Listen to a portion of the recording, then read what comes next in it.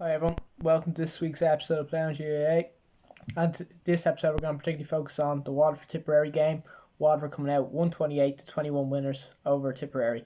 So look, big game for the two sides. 1 month pretty much out from the first game in Championship where these two sides will be facing off against each other, same venue as well. So there was a bit of shadow boxing going on here with the two teams named, particularly from a Waterford perspective as well.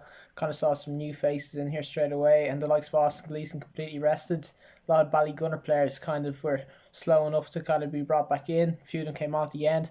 But yeah, Liam Cahill not fully showing his hand as well. So ultimately in the end, I think coming into this, it would be kind of interesting to see how it played out. Tipperary probably had a closer team to their full strength 15, but that was absolutely not reflected in what proceeded throughout the game really. And yeah, look, Waterford very comfortable winners in the end, winning by 10 points, a double digit win, like with the team, with a kind of rested team that they aim to come out, and with 5 or 6 stars to come back in as well. Look, they'll be absolutely delighted with that. And I suppose the I think the key takeaway is the last 20 minutes where Waterford just completely took over this game. And yeah, from their perspective, huge positives to take from it. The squad looks absolutely packed at the moment.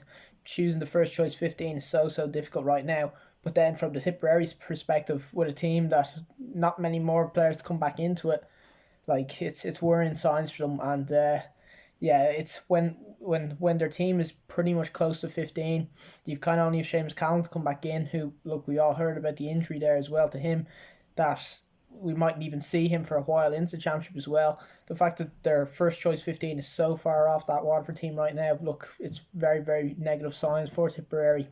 And I suppose just as well, and then for a second, like some of the issues their half back line bar Ronan Maher was fairly dominated throughout. Full back line lacks a fair bit of pace as well too. So yeah, defensively it's not great. And then look in around midfield, Barry Heffernan was moved into midfield, and then look, Paddy Cadell struggled to put an impact on it really as well. So look, that's where they're struggling. I think mostly they got a few scores on the forward line. Mark Keogh scored 4, Michael Breen scored 4, and then look, Connor Bowe kind of looked positive enough. Jason Ford had probably one of his worst games of the year so far as well though. So look, the forward line, they still do have options up there, but would have a bit of concerns with the rest of their team as well though. But look, moving back to Waterford here for a second, like I think they'll be absolutely delighted with how that went. And look, Stephen Bennett particularly, 116 he scored, I think 1-4 from play, so he was absolutely sensational throughout. And yeah, some of the scores he were hitting, like he looked just absolutely unplayable. So you factor his form in, Patrick Curran this year looks to be one of the top forwards in the country right now. He's an absolute definite. Jack Prendergast playing really well too. And then it's the likes of players like Keane Wadden coming in for his first start of the year. I've talked kind of on previous episodes in detail about the impact Cormac Daly's had in midfield, and then all of a sudden Wadden's come in and he's done the same thing, and arguably to an even higher level. So there's just so many options for Waterford. And yeah, look, I think they'll be absolutely delighted. The really interesting part, Porrick Mahoney getting on, Mikey Mahoney getting on too. They were the first Ballygunner players back. I'd imagine in the next couple of games we might see Desi Hutchinson, Ian Kenny, them start to come back in as well. So yeah, no, I think, look, for Waterford, they're absolutely flying right now. And yeah, I think with their form at the moment, I'd be looking at them and Cork as my favourites for the league right now. They're just playing a great style of hurling too.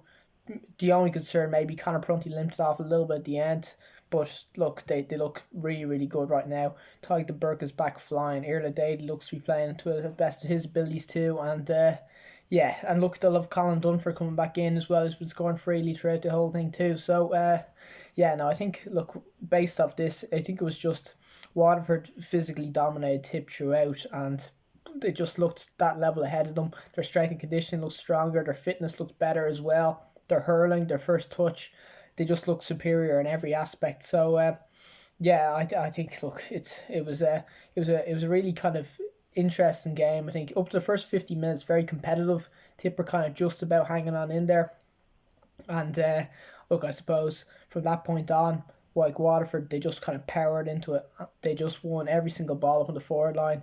We saw some of Stephen Bennett's scores, a few of them off his back foot that he knocked over as well. They were just sensational, really. So yeah, look, huge positives for Waterford. I'd say they'll be absolutely delighted with how that went. And look, they're going to be heavy favourites for that game against Tip coming up in the Munster Championship soon.